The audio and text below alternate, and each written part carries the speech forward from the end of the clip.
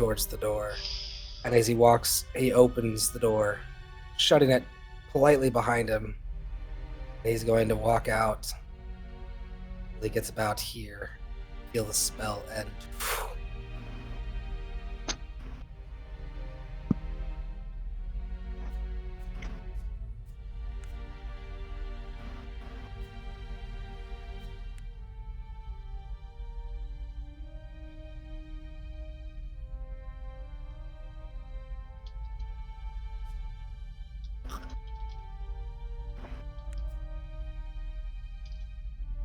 Before the spell ends. Also, when he opened the door, cool air came through, and it seemed rather late and quiet outside. And get the feeling that if you wanted to do some sneaking about with Janor before the morning came, that most people would probably be in bed right about now.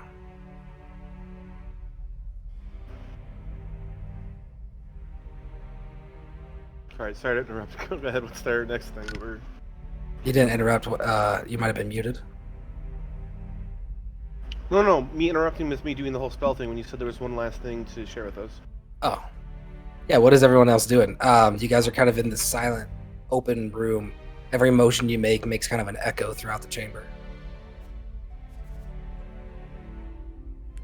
Is everybody in this room? I only see me and Cal. Yeah, they're on the other side of the room. Right here. Okay.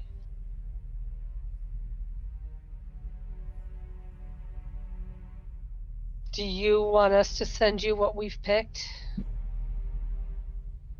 Why don't you guys just talk about it? So for Emus's, he picked up... hang on. Sharos. With his Magic Initiate Sorcerer roll, he picked up Firebolt because why the fuck wouldn't you? Friends, which can be pretty diabolical because that improves my rolls of like tricking or talking to someone in a favorable way. But when the spell ends, they are aware that I tried to trick them and they become hostile towards us in some manner. Not necessarily they're trying to attack us, but they're like, they suddenly no longer like me. Don't influence me, motherfucker. And the last one I picked up was Chaos Bolt, which is like Firebolt with the exception of the damage type is random. It could be acid, fire, lightning, whatever. Yeah, cool, right?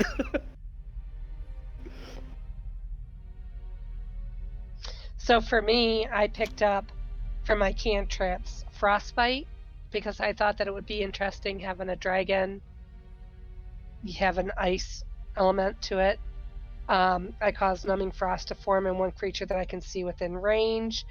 They take a 1d6 cold damage, and it has a disadvantage on the next weapon attack it rolls, and the spell's damage increases by 1d6. The next thing I took was Poison Spray. I can open my almost hand took that one. And spray out a puff of poison. And then the spell that I decided to take was the Ice Knife. And I create a shard of ice and I fling it at one creature within range. And if on a hit, the target takes a 1d10.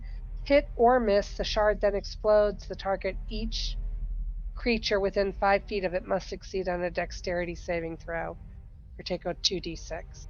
That's pretty sick. Boogie.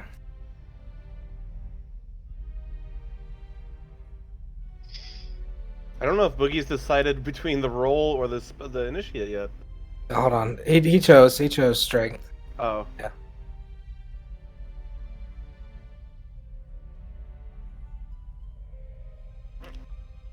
Which is still pretty cool.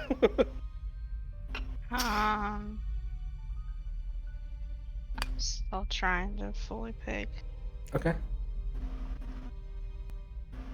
I think I'm going to go with Vicious Mockery and True Strike.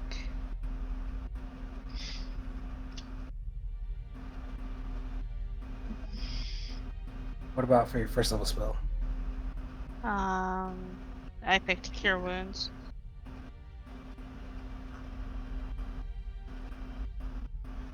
I always forget that's on the bard thing. All right. So what are you guys doing? You guys are currently it's nighttime in this temple alone in Mythdranor, kind of just left to your own devices till the morning. Emus kind of Guys do. smacking his mouth again, goes, "God damn, what I wouldn't do for some water right now. I'm so thirsty." And he stands up.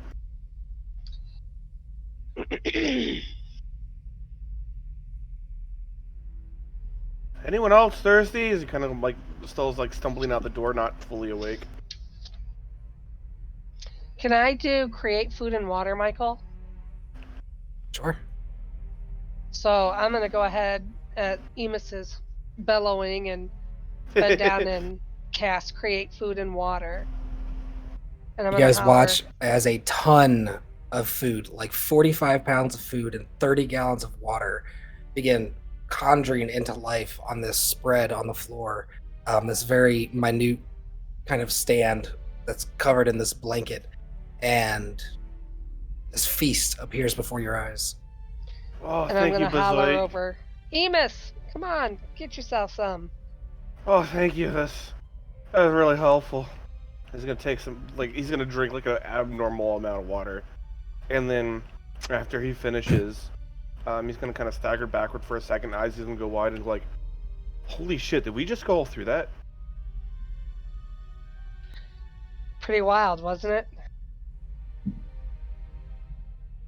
We remember everybody's memories.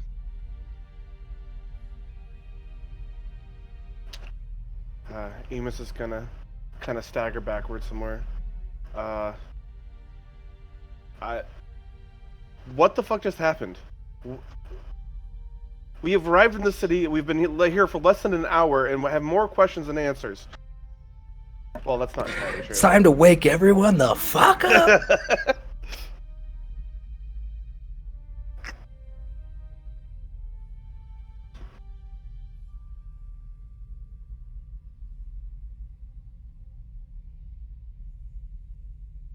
Okay, it flies out a small hole, crystalline here, past the doors, and begins flying around, exploring.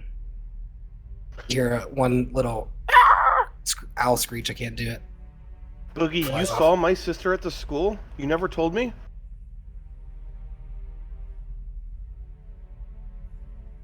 No, there was that instance where you saw it, where I didn't. Yeah, but he took that memory from him. Yeah, exactly.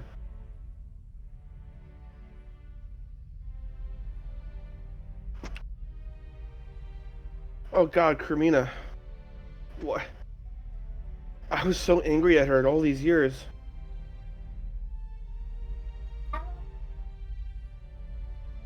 The owl beckons to your mind.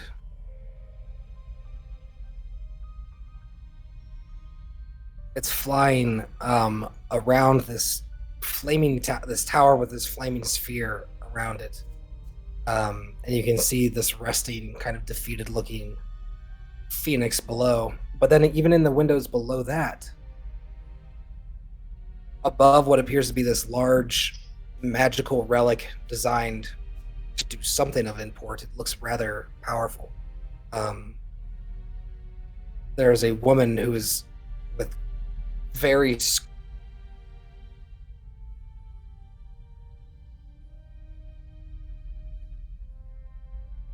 there's a woman who is looking out what appears to be like a pretty nice little suite, but she looks very frustrated and anxious. She looks like a older version of Agatha.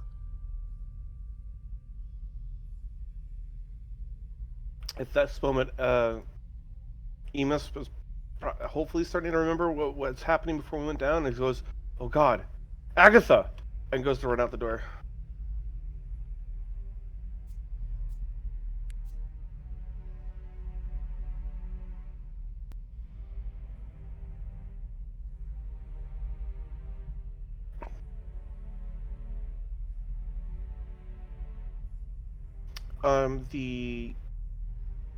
The at-will air elemental, is that unlimited uses per day, or do I have that once per long rest?